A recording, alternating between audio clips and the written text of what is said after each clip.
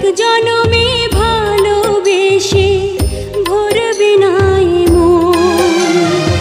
তোমাকে চাই, শুধু তোমাকে চাই, আর কিছু জীবনে পাইবা না পাই। বাজারে যা চাই করে দেখিনি তো দাম, সোনা কিনিলাম নাকি রূপা কিনিলাম, ভালোবেসেছো বলে ভালোবাসিলাম।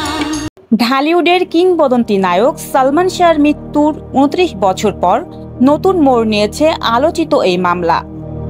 ঢাকার ৬ষ্ঠ অতিরিক্ত মহানগর দায়রা জজ জান্নাতুল ফেরদৌস ইবনে হক নির্দেশ দিয়েছেন সালমান শাহর মৃত্যু হত্যা মামলা হিসেবে পরিচালিত হবে।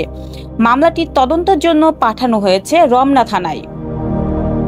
রমনা থানার ওসি গোলাম ফারুক জানিয়েছেন, আসামিদের দেশ ত্যাগ ঠেকাতে ইমিগ্রেশন কর্তৃপক্ষকে তথ্য পাঠানো হয়েছে।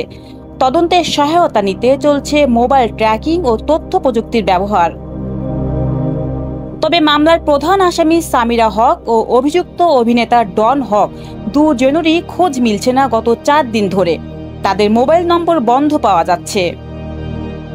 এই মামলায় ব্যবসায়ী আজিজ মোহাম্মদ ভাই, লতিফা হক লুসি, সামিরা হক ও ডন হক সহ 11 জনকে এজাহারভুক্ত আসামি করা হয়েছে।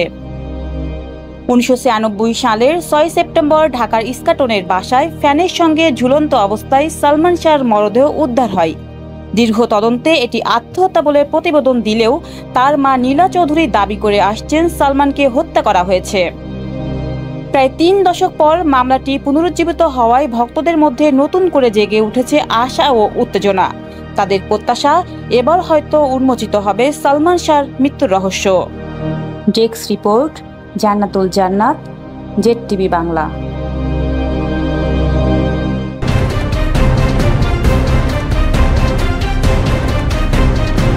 ZTV বাংলা, নতুন ভাবনায় প্রতিদিন।